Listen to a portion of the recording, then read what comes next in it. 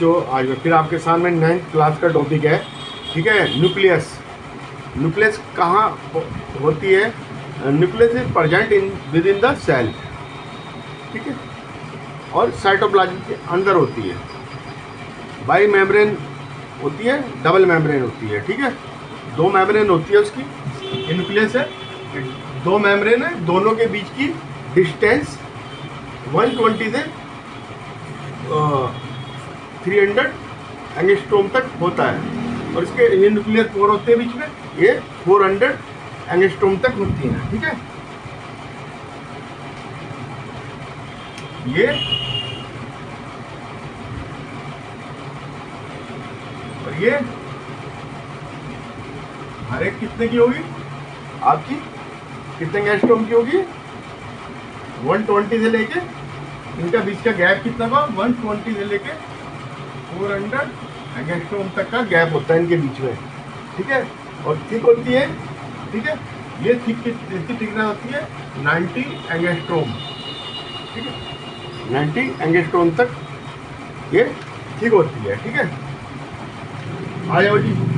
Small है, ठीक है, राउंड मेम्ब्रेन बाउंडेड स्ट्रक्चर है। स्मॉल राउंड, ठीक है, स्मॉल है, राउंड है, ठीक है। सेल के बीच में होती है, ये सेल है, इस सेल के बीच में होगी न्यूक्लियस, ठीक है।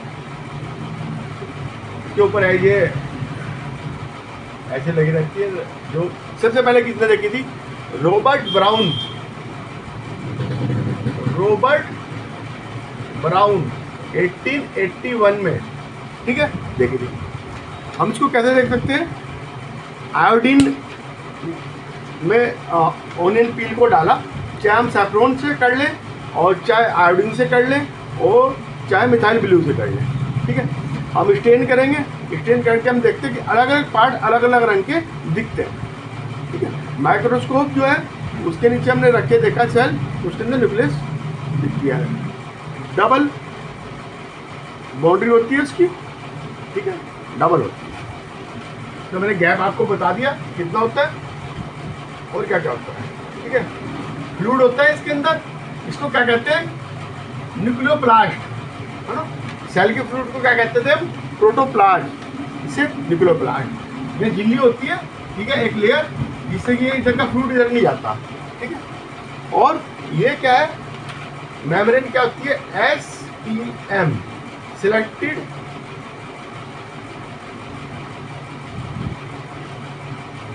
Permeable membrane. जो उसको चाहिए होता है वही अंदर लेगी, नहीं तो नहीं लेगी। जैसे भेजना है तो बाहर भेजेगी, सारी चीज़ों को नहीं भेजेगी, है ना। SPM होती है। फ्लूइड हो गया। कंट्रोल क्या करती है? Cell growth,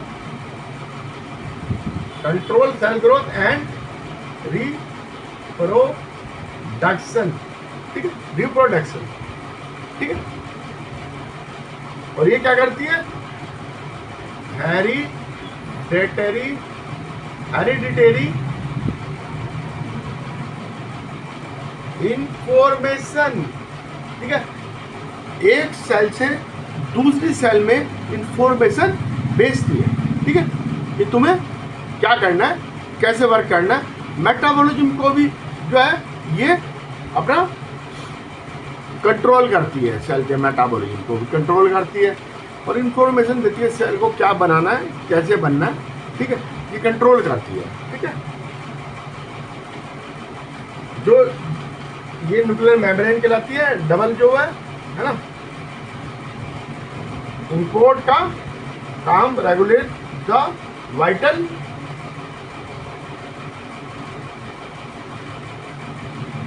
activity. अगर न्यूक्लियस निकाल दे सेल की तो सेल खत्म हो जाएगी। देखो कितना बढ़िया काम कर रही है। सेल की न्यूक्लियस निकाल दी तो सेल खत्म है। तो सेल में न्यूक्लियस बहुत इंपॉर्टेंट होती है, ठीक है। अच्छा, ये तो होगी आपकी यूकैरियोटिक में। यूकैरियोटिक एक होता है प्रोकैरियोटिक, जिसमें न्यूक्लियस नहीं होता, ठीक है। अभी जेनेटिक मटेरियल है क्रोमैटिन, ये ऐसे ही पड़ा रहता है सेल के अंदर। ये सेल है, सेल के अंदर ऐसे ही पड़ा रहेगा। ये किस होता है? बैक्टीरिया, है ना, इसे न्यूक्लियोइड्स कहते हैं, न्यूक्लियोइड्स, ठीक है। इसे क्रोमेटिन को न्यूक्लियोइड्स कहते हैं। ये प्रोटोप्लाज्म में पड़ा रहता है, इसमें कोई सेल वेल नहीं होती, ना कोई मेम्ब्रेन होती, तो ऐसे पड़ा रहता है, बैक्टीरिया के अंदर पड़ा रहता है, ठीक है। प्रो मतलब primitive type karyotic nucleus, primitive type nucleus होती है बैक्टीरिया के अंदर, ठीक है। और हमारे इसमें जो मैमल्स वगैरह उसमें ये होती है। ह्यूमन मैमल की जो आरबीसी है उसके अंदर न्यूक्लियस नहीं होती है ना, मैच्योर होने पे न्यूक्लियस खत्म हो जाती है, ठीक है। क्यों खत्म हो जाती है भाई? उसका क्या काम है आरबीसी का? Oxygen supply. जगह तो जब भी ज़्यादा होगी ना, उसके अंदर स्पेस जब भी ज़्यादा होगा जब उसके अंदर न्यूक्लियस नहीं होगी, तो ज़्यादा से ज़्यादा ट्रांसपोर्टेशन ऑफ ऑक्सीजन कर सकती है, इसलिए आरबीसी में न्यूक्लियस नहीं होता। आरबीसी में न्यूक्लियस नहीं होता, ठीक है। आ जाओ, इसमें कंट्रोल रेगुलेशन करती है। अच्छा, सेल में जो न्यूक्लियस एक भी होती है, मोनोन्यूक्लियस कहते हैं उसको, मल्टी भी हो सकती है और डबल भी हो सकती है, तो कंडीशन के ऊपर डिपेंड करता है मल्टी डबल का, तो लेकिन सिंगल तो मोस्टली पाई जाती है, ठीक है। न्यूक्लियस सिंगल पाई जाती है। डिस्ट्रीब्यूशन जो है इसका, ठीक है, मैंने आपको बता दिया। और शेप ज़्यादातर तो ये राउंड होगी, लेकिन स्क्वामस सेल में फ्लैट होगी। आपका क्यूबाइड सेल स्फेरिकल होगी, और आपका पॉलीहेक्सेनल होगी। इसमें पॉलीहेक्सेनल भी हो सकती है, वो ल्यूकोसाइट में, ल्यूकोसाइट। अच्छा, आ जाओ जी। न्यूक्लियर मेम्ब्रेन मैंने आपको बता दी कितने कितने एंगस्ट्रॉम की होती है, 19 एंगस्ट्रॉम की होती है सिंगल, है ना, उसकी मोटाई, और इसके बीच का गैप 120 से लेके 300 तक होता है, ठीक है। जो न्यूक्लियोलस, इसके अंदर न्यूक्लियस के अंदर न्यूक्लियोप्लाज्म होता है, जैसे साइटोप्लाज्म था ऐसे न्यूक्लियोप्लाज्म होता है, ठीक है। होमोजीनस है, ट्रांसपेरेंट है, ठीक है। ग्रैन्यूल्स, डेंस फ्लूइड, फॉस्फो और प्रोटीन, ये जो है फॉस्फो प्लस प्रोटीन का बना होता है, ठीक है, न्यूक्लियोप्लास्ट। फास्फोरस क्यों? क्रोमोसोम में काम आता है फास्फोरस, ठीक है। प्रोटीन भी उसमें काम आएगा। आ जाओ, क्रोमेटिन मटेरियल होता है न्यूक्लियस के अंदर, थ्रेड लाइक, ये थ्रेड लाइक क्रोमेटिक मटेरियल है, नेट के रूप में पढ़ा जाता है, ठीक है। ये क्रोमेटिक मटेरियल जो है इसको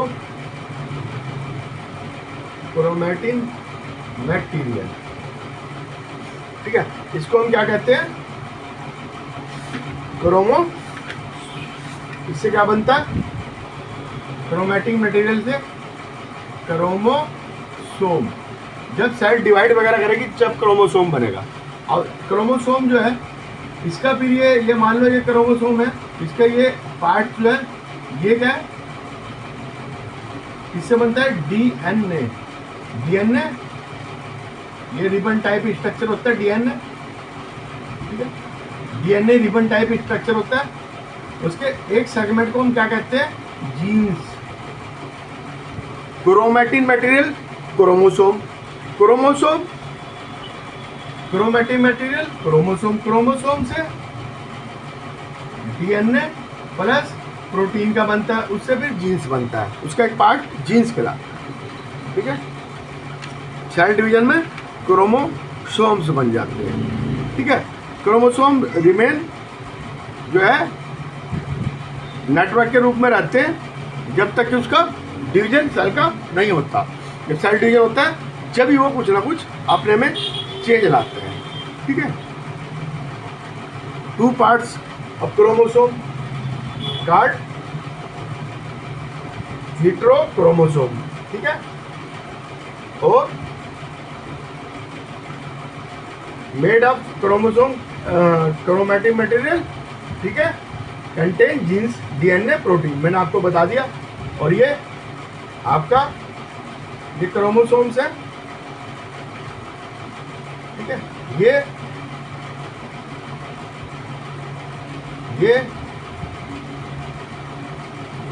क्रोमोसोम्स सेंट्रोसोम, और इसके ऊपर होता है क्रोमैटिड, ठीक है, डीएनए होता है इसके अंदर और प्रोटीन का बना होता है डीएनए प्रोटीन, और डीएनए जो फिर आगे जीन्स का बना होता है। डीएनए में क्या होता है, जीन्स होते हैं, ठीक है। जीन्स ही एक जनरेशन से दूसरी जनरेशन तक जाते हैं, एक सेल से दूसरी सेल, जो न्यू बोर्न सेल होगी उस तक अपना किस शेप में बनना है, किस तरह से मेटाबॉलिज्म करना है, ये सब कुछ वह जीन्स के द्वारा ही पता चलता है, जीन्स से पता चलता है। अब ये इसके अंदर एक होता है जो कि न्यूक्लियोलस। न्यूक्लियोलस क्या है? ये न्यूक्लियोलस जो है ये आरएनए होता है इसमें प्लस प्रोटीन। न्यूक्लियोलस में इसके बीच में ये स्ट्रक्चर है डॉट टाइप, ठीक है, डॉट टाइप स्ट्रक्चर है, इसे न्यूक्लियोलस कहते हैं। न्यूक्लियस के अंदर इसमें क्या होता है, ये आरएनए और प्रोटीन, और इसमें क्या बनता है, रिबोसोम। रिबोसोम्स बनते हैं, ठीक है, रिबोसोम्स बनते हैं, ठीक है। न्यूक्लियस के अंदर क्या होता है, रिबोसोम्स बनते हैं, आरएनए और प्लस प्रोटीन होता है, ठीक है। इसका भी जो है, इसकी कोई बाउंड्री नहीं होती, ठीक है, बाउंड्री वही होती है, ठीक है। और 2, 1 और मोर स्ट्रक्चर हो सकते हैं सेल के अंदर, ये नहीं कि एक ही न्यूक्लियोलस होगी, 1, 2, 3 भी हो सकती है, ठीक है। फैक्ट्री ऑफ इसको रिबोसोम कहते हैं, है ना। ये न्यूक्लियोलस है, फैक्ट्री ऑफ रिबोसोम्स, फैक्ट्री ऑफ रिबोसोम्स कहते हैं न्यूक्लियोलस को।